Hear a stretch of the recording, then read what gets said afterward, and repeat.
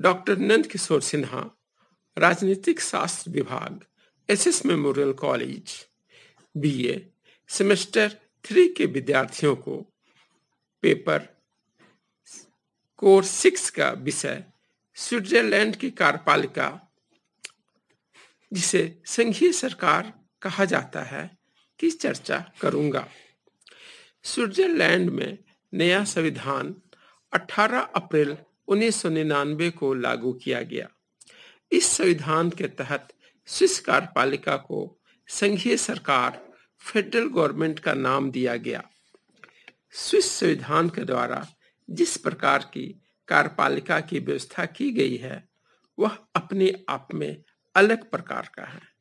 इसके संगठन और शक्तियों का ही नहीं, वरन विधानमंडल के साथ इसका जो संबंध है, उसका भी कोई सादृश्य नहीं मिलता। ऐसा माना जाता है कि एक निश्चित नेतृत्व के अंतर्गत ही कार्यपालिका शासन संचालन का कार्य कुशलता पूर्वक कर सकती है। इसलिए कार्यपालिका का संगठन की दृष्टि से एकल होना चाहिए, लेकिन स्विस कार्यपालिका बहुल है और सामान्य धारणा के विपरीत इसके द्वारा सफलतापूर्वक कार्य किया जा रहा है। इसी प्रकार सामान्य धारणा के अनुसार कार्यपालिका या तो संसदात्मक हो सकती है या अध्यक्षात्मक, लेकिन स्विस कार्यपालिका को इन दोनों में से किसी एक श्रेणी में नहीं रखा जा सकता, वरन इसमें दोनों के ही तत्वों का मिश्रण है।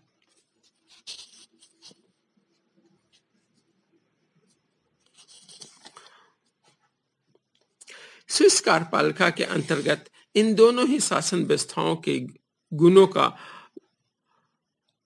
ग्रहण करने का प्रयत्न किया गया है। स्विस कार्यपालिका के इन लक्ष्यों के आधार पर ही प्रोफेसर स्ट्रॉन्ग ने कहा है कि यह विश्व की वैधानिक पद्धतियों में सर्वाधिक अनुपम है। लॉर्ड ब्राइस के मतानुसार यह एक ऐसी संस्था है जिसका अध्ययन करना अन्य सभी संस्थाओं से महत्वपूर्ण है। अब हम संघीय सरकार की गठन की चर्चा करेंगे। नवीन संविधान के अनुच्छेद 174 से 187 तक संघीय सरकार की रचना, कार्यों तथा शक्तियों और व्यवस्थापिका के साथ इसके संबंधों का उल्लेख किया गया है। अनुच्छेद 174 में कहा गया है कि संघीय सरकार स्विस परिसंघ की उच्चतम शासकीय और कार्यपालिका सत्ता है। अनुच्छेद 175 के अनुसार संघीय सरकार में 7 सदस्य होंगे। संघीय सरकार के इन 7 सदस्यों का निर्वाचन संघीय संसद के दोनों सदनों की संयुक्त बैठक में किया जाता है। स्विट्जरलैंड जैसे प्रबल प्रजातंत्रीय भावना वाले देश में कार्यपालिका के निर्माण हेतु अप्रत्यक्ष निर्वाचन पद्धति को अपनाना अनुचित प्रतीत हो सकता है, लेकिन ऐसा कुछ विशेष कारणों से किया गया है। सर्वप्रथम स्विस संघीय परिषद के स्विस संघीय संसद के सदस्य जनता के इतने अधिक संपर्क में रहते हैं कि स्विस जनता संघीय संसद के सदस्यों द्वारा किए गए निर्वाचन को जनता द्वारा किया गया निर्वाचन मानती हैं। इसके अतिरिक्त संविधान निर्माता संघीय सरकार के चुनाव को राजनीतिक दलबंदी से अलग रखना चाहते थे और उनकी इच्छा थी कि पर्याप्त राजनीतिक ज्ञान और अनुभव रखने वाले व्यक्ति ही संघीय सरकार के लिए चुने जाए। इसलिए भी उनके द्वारा प्रत्यक्ष निर्वाचन के स्थान पर अप्रत्यक्ष निर्वाचन अपनाया गया।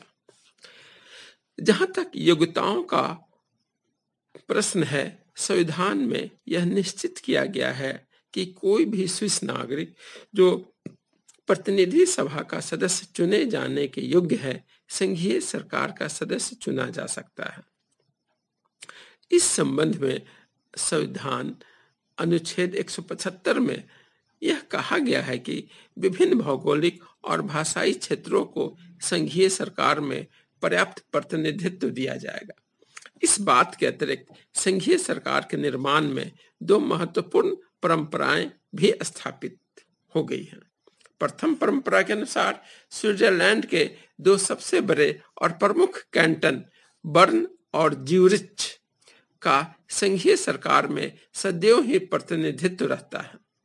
यह विशेष स्थिति में फ्रेंच भाषा भाषी कैंटन वाउद को भी प्राप्त है।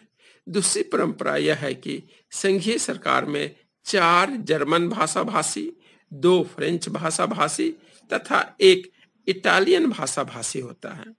इस व्यवस्था के संबंध में जॉन ब्राउन मेसन ने कहा है कि यह संतोषजनक क्षेत्रीय तथा भाषाई वितरण का आश्वासन दिया गया है। इसके अतिरिक्त सामान्यतः संघीय सरकार में सभी दलों को प्रतिनिधित्व प्रदान किया जाता है। साधारणतया संघीय सरकार के सदस्य संघीय संसद के सदस्यों में से ही निर्वाचित किए जाते हैं। निर्वाचित होते ही वे संघीय संसद की सदस्यता से त्यागपत्र दे देते हैं। संघीय सरकार के सदस्य न तो कैंटन के अधीन कोई पद ग्रहण कर सकते हैं और न ही उन्हें किसी प्रकार का व्यवसाय करने की अनुमति दी जाती है। संघीय सरकार का कार्यकाल। संघीय सरकार का कार्यकाल 4 वर्ष निश्चित किया गया है, किंतु इसके साथ ही यह प्रतिनिधि सभा के कार्यकाल पर निर्भर करता है। यदि इस अवधि के पूर्व स्विट्जरलैंड की संघीय संसद भंग हो जाए तो नवीन निर्वाचन के बाद संघीय संसद के दोनों सदन अपने संयुक्त अधिवेशन में नई संघीय सरकार चुनते हैं। मृत्यु, त्यागपत्र या अन्य किसी कारण से यदि 4 वर्ष की अवधि के पूर्व संघीय सरकार का कोई स्थान रिक्त हो जाए तो संघीय संसद अपने अधिवेशन में शेष अवधि के लिए किसी नए व्यक्ति का चुनाव करती है।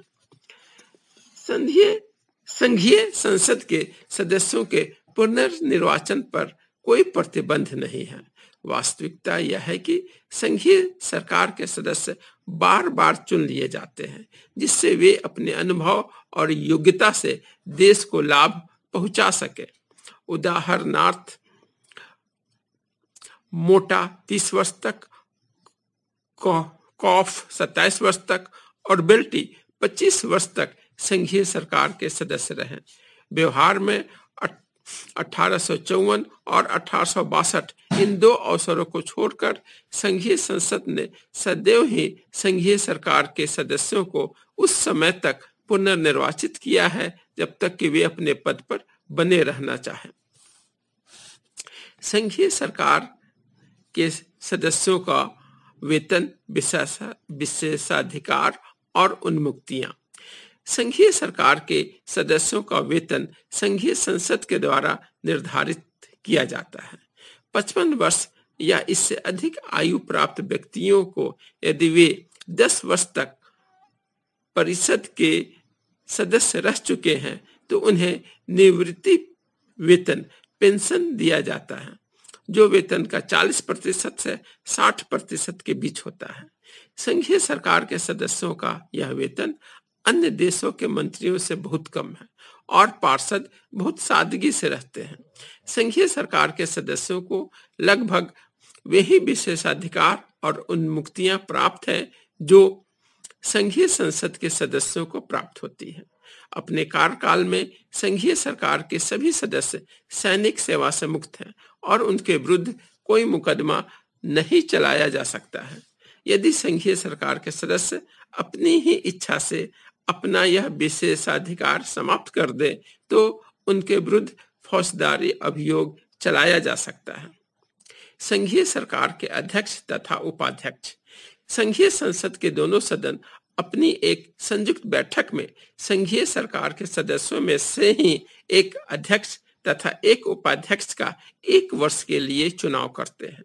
संघीय सरकार का अध्यक्ष ही स्विस राज्यमंडल का राष्ट्रपति कहलाता है। वह लगातार 2 वर्ष के लिए अध्यक्ष नहीं चुना जा सकता, यद्यपि वह 1 से अधिक बार चुना जा सकता है। अध्यक्ष तथा उपाध्यक्ष के चुनाव में रूल ऑफ सीनियोरिटी, ज्येष्ठता के नियम का ध्यान रखा जाता है और यह प्रयास की जाती है कि कम से कम सभी सदस्यों को अध्यक्ष तथा उपाध्यक्ष का पद प्राप्त हो जाए। यह भी परंपरा स्थापित हो गई है कि उपाध्यक्ष को अगले वर्ष अध्यक्ष चुन लिया जाता है। उपाध्यक्ष अन्य सदस्यों की भांति ही एक विभाग का प्रमुख होता है और अध्यक्ष की अनुपस्थिति में अध्यक्ष या राष्ट्रपति पद पर कार्य करता है। अध्यक्ष को अगले वर्ष उपाध्यक्ष पद पर निर्वाचित नहीं किया जा सकता। संघीय सरकार के 7 सदस्य होते हैं और स्विट्जरलैंड के केंद्रीय सरकार के विभागों को भी 7 विभाग में बांटा गया है, जो इस प्रकार है। पहला राजनीतिक विभाग, पॉलिटिकल डिपार्टमेंट। दूसरा न्याय और पुलिस विभाग, department of police and justice. तीसरा गृह विभाग, डिपार्टमेंट ऑफ इंटीरियर।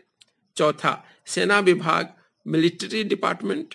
पांचवा वित्त तथा प्रशुल्क विभाग, department of finance and custom. छठा सार्वजनिक अर्थ विभाग, डिपार्टमेंट ऑफ पब्लिक इकोनॉमी। सातवां डाक और रेल विभाग, पोस्ट्स एंड रेलवे डिपार्टमेंट। प्रत्येक विभाग संघीय सरकार के एक सदस्य के अधीन होता है, जो उसके कार्य संचालन के लिए उत्तरदायी होता है। स्विट्जरलैंड में संघीय सरकार के सदस्य अपनी बैठक में बातचीत के आधार पर विभागों का बंटवारा कर लेते हैं और प्रायः एक सदस्य को वही विभाग दिया जाता है जो उसके पास पहले से था, जिससे वह अपने अनुभव से लाभ पहुंचा सके। प्रत्येक विभाग का प्रमुख किसी विभाग का उप प्रमुख होता है, जिससे किसी विशेष सदस्य की अस्वस्थता या अनुपस्थिति में भी विभागीय कार्य सुचारू रूप से संचालन हो सके। विभागों की कार्य प्रणाली। संघीय सरकार की साधारणतः सप्ताह में 2 बैठकें होती हैं। संघीय सरकार की कार्यवाही गुप्त होती है और संघीय सरकार के द्वारा कोई भी कार्य किया जा सके, इसके लिए कम से कम 4 सदस्यों की उपस्थिति आवश्यक है। निर्णय के लिए उपस्थित सदस्यों का बहुमत आवश्यक है। मत हाथ उठा करके दिए जाते हैं और अध्यक्ष को निर्णायक मत देने का अधिकार प्राप्त है। 1948 के संविधान द्वारा स्थापित संघीय परिषद की कार्य प्रणाली में सामूहिक उत्तरदायित्व के सिद्धांत को नहीं अपनाया गया, लेकिन नवीन संविधान में सामूहिक उत्तरदायित्व के सिद्धांत की ओर संकेत किया गया है। अनुच्छेद 177 में कहा गया है कि संघीय सरकार अपने निर्णय एक सामूहिक संस्था के रूप में लेगी। संघीय सरकार के अध्यक्ष या स्विस राजमंडल के राष्ट्रपति के अधिकार और कार्य। स्विस राजमंडल के राष्ट्रपति का पद भी संघीय सरकार की भांति ही अनुपम है और यह स्विस नागरिकों की गहरी प्रजातंत्रीय और गणतंत्रीय भावना का प्रतीक है। अपनी गहरी प्रजातंत्रीय भावना के कारण ही उसके द्वारा कार्यपालिका शक्ति एक व्यक्ति को प्रदान न कर एक समिति को प्रदान की गई है और समिति के अध्यक्ष अर्थात राज्य मंडल के राष्ट्रपति को किसी भी रूप में उच्च स्थिति प्राप्त नहीं है। लावेल के शब्दों में वह साधारण रूप से राष्ट्र की कार्यपालिका समिति का अध्यक्ष होता है और इस कारण वह यह जानने का प्रयत्न करता है कि उसके साथी क्या कर रहे हैं और वह राज्य के नाम मात्र के अध्यक्ष के औपचारिक कर्तव्यों को पूरा करता है। राष्ट्रपति के कार्य 2 प्रकार के हैं। पहला राज्यमंडल के राष्ट्रपति के रूप में as president of the confederation और दूसरा है संघीय सरकार के सभापति के रूप में as chairman of the federal government. अब हम दोनों कार्यों को अलग अलग विवेचना करेंगे। पहला है राज्यमंडल के राष्ट्रपति के रूप में कार्य। 1914 के संघीय प्रशासन संगठन अधिनियम में राष्ट्रपति ब्रिटिश सम्राट की भांति स्विस राष्ट्र का प्रतीक है और महत्वपूर्ण राष्ट्रीय तथा अंतर्राष्ट्रीय अवसरों पर राज्य का प्रतिनिधित्व करता है। वह विदेशी राजदूतों का स्वागत करता है और उनके परिचय पत्र स्वीकार करता है। वह विदेशों में स्विस राजमंडल का प्रतिनिधित्व तथा अधिवक्ता माना जाता है। संघीय संसद द्वारा पारित विधेयकों पर वह अपने हस्ताक्षर करता है, किंतु यह एक औपचारिकता मात्र है और उसे कोई विशेषाधिकार प्राप्त नहीं है। जब अन्य राज्यों के प्रधान स्विट्जरलैंड की राजकीय यात्रा पर आते हैं तो संघीय सरकार के सातों सदस्य उनका स्वागत करते हैं। वह संघीय चांसलरी का निर्देशन तथा नियमन करता है।